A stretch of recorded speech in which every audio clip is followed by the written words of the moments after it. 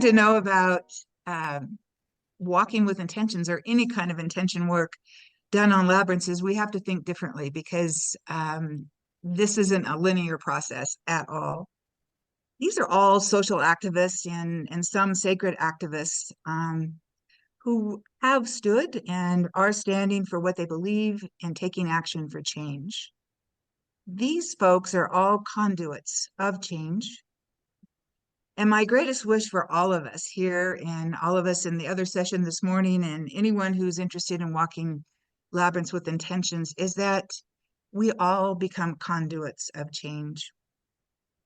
Standing for what we believe, or in this case, walking a labyrinth for what we believe and taking action by releasing an intention. We'll talk a little today about how using intentions allows us to do that. Something at the Legacy Labyrinth Project that we call labyrinth activism. Some of you know this already. Okay, let's go to the next slide. Because everything that happens in the universe starts with intention. This is a Deepak Chopra quote, but it's not just his. This is really underscored by quantum scientists that are studying this all the time. But I want to give you a quick study just to kind of outline what this might look like. Lynn McTaggart, who I just mentioned, author of The Intention Experiment and The Field and The Bond, all of those books, in partnership with Dr. Gary Schwartz of the University of Arizona, conducted an experiment, an intention experiment using barley seeds. And there were 3 sets of barley seeds, and there were 50 in each set. 50 people, non-locally, did an intention for one set of those barley seeds, and they didn't know which set that was. The intention was grow tall, grow strong, grow beautiful. After they did the intention on one of those sets, all the seeds were sent to Dr. Schwartz's place in Arizona and were planted. And only Dr. Schwartz knew which set had had the intention. And after 3 weeks of growing, it was quite obvious at that time that there was one set that was growing tall and growing very, very green. And it was definitely the one that had the intention. But to not make this a fluke, they did it 6 more times and with 600 more people from all over the world. And not only were the results the same, they found that it did not matter where the people were when they did this intention. The 600 people were from all over the world doing the intention at the same time.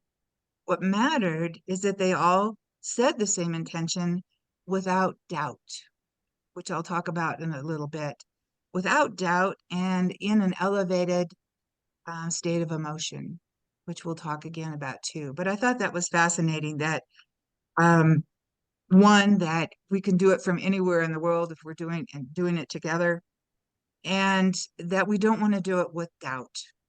So let's go to the next slide.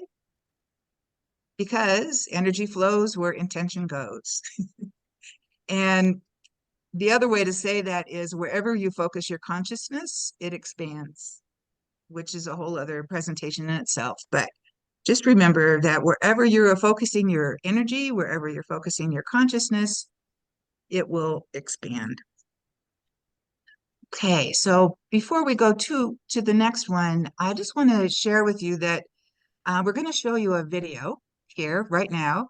And this video was done, here we are. This video was done 4 years ago in 2020 for the first big connection. So maybe some of you have seen it, but I want to bring it back tonight because there's a lot of really good information in it. And I think information that you can use with your groups. So I heard earlier that some of you are planning already to work with groups with intention, and this would be a good video that you could use with that group. So, Ellen, do you want to cue us up? Thanks. Yes.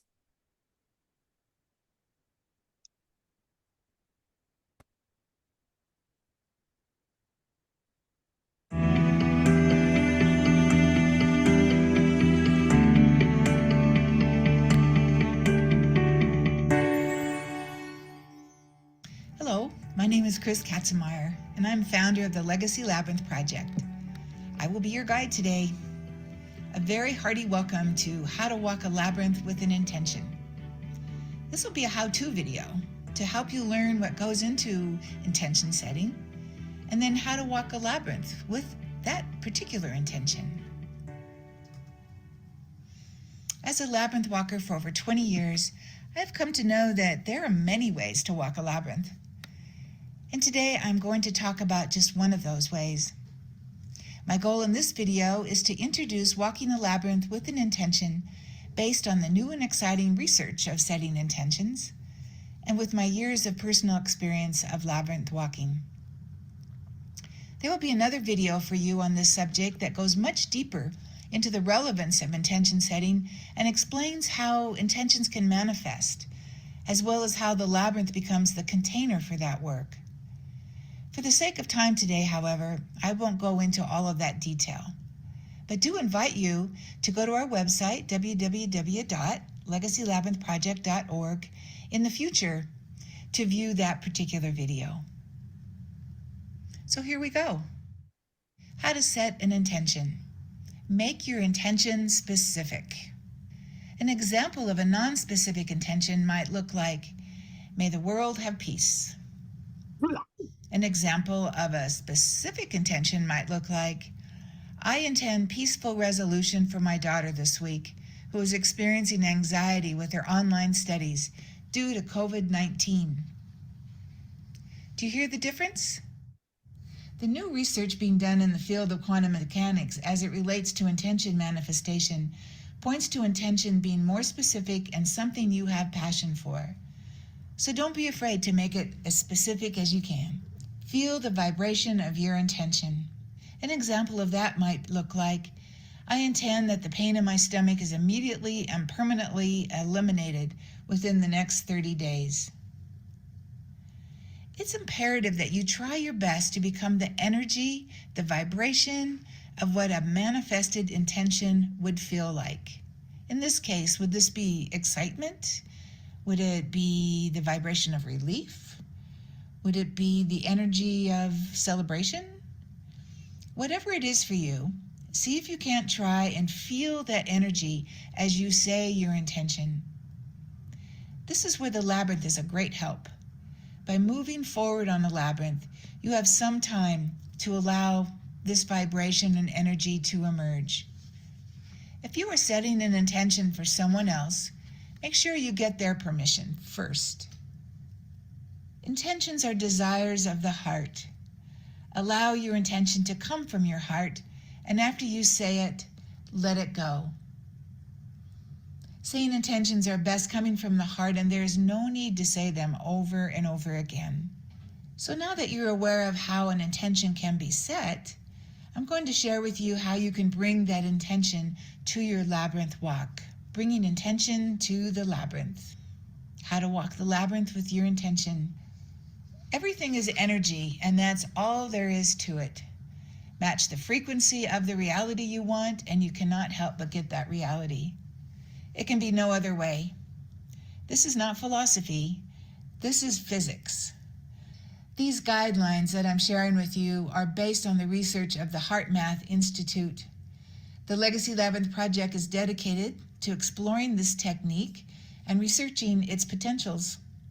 HeartMath has researched how a brain-heart coherence technique creates a large energy field around you, and that this field of energy expands around us when the energy comes from the heart. It is from this field of energy that we can ultimately see how we are all connected. Everything is energy. And so for the next few slides, you'll recognize that these are the 3 R's of labyrinth walking. They've been adapted in this video for the 3 R's of walking a labyrinth with an intention. So to begin, place one hand on your heart and continue to inhale and release the breath slowly and consciously with your eyes open or closed. And if you can imagine breathing right into your heart space and exhaling from there, all the better. Keep this conscious breathing going until you are aware that your breathing and heart rate have slowed way down. When you feel your heart rate and breathing slowed down, say your intention out loud or think your intention. After you have said your intention, walk onto the labyrinth. As you walk the labyrinth toward the center, continue to release any tensions or doubts and allow the energy or vibration of your intention to emerge in you. When you reach the center, continue to allow that energy to be present. Say or think your intention one more time, then release it. Receive. Stay in the center as long as you desire and allow yourself to receive the fullness of your experience. Return. When you are ready, return to the path and walk back out. Allow yourself to feel the vibration of gratitude and or the energy of your intention as manifested as you return. Thank you so much for listening. I do hope this was helpful. I invite you to give it a try at least. All of us at the Legacy Labyrinth Project are dedicated to the further exploration of setting of intentions while walking a labyrinth, and are eager to share with you the results of that work. There are many ways to walk a labyrinth. Walking intention is one. This video will be a permanent resource on the Legacy Labyrinth Project website for you to refer to anytime. I do have a couple more slides for you to just read and feel what you feel when you read them. Thank you so much.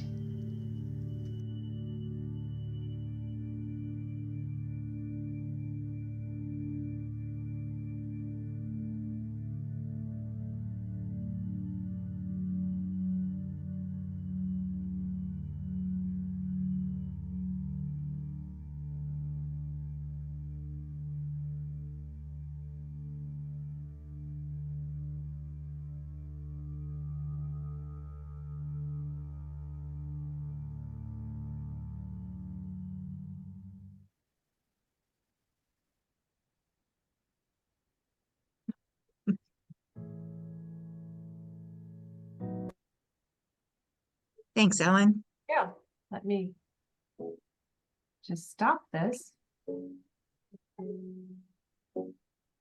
Sorry. Are we good? Yeah, I think so. There we go. Okay. Okay. Thank you. Got it all stopped. So that was 4 years ago. And a lot of the elements, or I would say all of the foundational elements of that video, we will still stand by and are still very true. One thing and two things that I want to do for the rest of our presentation here is to bring you some of the things that we have learned since that time. And maybe the next slide, Ellen, please. Sure.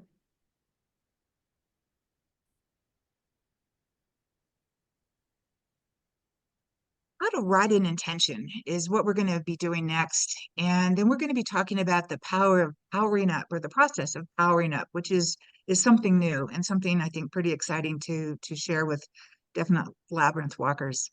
And then I'll share the resources for more information. So let's go to the next slide and just jump right in. The first and most basic thing to remember about writing intentions and walking a labyrinth with intentions is that you are not the power source of intention work. You are the conduit. And I think that's probably pretty easy, an easy statement, but I think there are people that think that the power actually, is coming from them. But just know that you are a conduit, and you are a conduit for universal intelligence and the source of universal intelligence. So let's go to the next slide. So this is the nitty-gritty, and I really wanted to bring this to you tonight because this really, people get kind of hung up on how do you write an intention. So I want this to be to be offered, and also I have it in your handout for you too. But writing an intention, there's only really two basic things you have to do, two questions to ask yourself. First one is, what do I want to heal, change, or impact? An example might be, I want my back pain to go away. And then the second question, what do I want to see when this intention is manifest? Meaning, what will it look like when it happens? Example might be here, I want to be able to enjoy playing the piano. And you'll see that this is an individual intention. This is not a group intention, but we'll get to that. So after you do that, the first two questions you ask yourself, combine them. Like, what do you want with how do you want to see it? Or what do you see when it is manifested? So that intention might look like, I am pain-free for 2 hours every day while playing my piano, beginning now. So taking that apart just a little bit, you'll notice that it's in present tense. I am. It's not I will, I should, I want to be. It's I am. And those of you who study the I am know the energy behind that, and it certainly applies here as well. The other thing is it's very specific. And as you heard in the video, this type of intention encourages you to be specific. All of the research on that really points to being specific. I can't say it, specific. And the other thing here that I really want to point out is the very last part that says beginning now. You could also use the word immediately, or you might use the word permanently. And don't be afraid to use those words if you're feeling them. Some people say, oh, no, I can't do that. It's not going to, whatever my intention isn't going to happen like right now. Well, it may. So the point here is that you don't want to have doubt about your intention. And if you do have doubt, work with yourself a little bit on that, because if you're in doubt energy, you're in a lower frequency of energy. And for doing intention work, you want to be in the highest energy that you can be. So just keep that in mind when you're writing your intention for yourself. So be specific. Don't be afraid to use the words beginning or immediately or permanently. And if you have doubt, back that up, back with a little thinking before you do your intention. So let's go to the next one, Ellen. Now, these are examples of a group intention. And actually, this was an intention that some of you that are here tonight have actually used with us in a study that we did last year. So again, the questions are the same as individuals for group. What do we want to heal, change, or impact? And here is an example. We used the Ukrainian-Russian war. And then the second question is, what do we want to see when this intention is manifest? And the example here is we want to see the war over. We combine those two to have an intention that says the Ukrainian and Russian soldiers have laid down their weapons. The war is over. So again, notice that it is in present tense and it is written as if it's already done. That's really key. One of the keys to writing intentions is to write it as if it's already done. And I want to give a few tips if you're going to write intentions with a group. The first tip is the size of your group. And you can obviously do whatever you want to do, but I would recommend to keep your group small, because if you have a larger group, what's going to happen is everybody's going to wordsmith and everybody's going to give their point of view, which is nothing wrong with that, but it might take you a very, very long time to get it together. So one of the things I would suggest is, if you are working with a large group, you might have an intention yourself already written that you bring to the group, not have them construct it as a group. The other thing, a tip from just our experience is, if you're working with your group and all of a sudden you're realizing that everybody is in their head and there's a lot of talking tweaking and things going on, one of the tips to share is just have everybody just stop and just take a big deep breath. You want to have your group to be coherent, but you also want them to not be so in their brain. This is heart-centered work. And the last tip I'll share here is you don't have to worry about perfection. Getting all of the words perfect for everybody in your group probably won't happen. So you want to get just as close as you can. And what will happen is that when everybody gets to the labyrinth, those words are going to rearrange in their mind anyway. And it's not about perfect words that make intentions work. It is the energy that you have and that you bring to the process itself. So, and we'll talk again a little bit more about that. But let's look at the next slide, Ellen. Oh, there should be one more after that. Let's see. Oh, okay. I think we missed one. Oh, anyway, let's go here. Let's go to process. I'm sorry. This is the new stuff.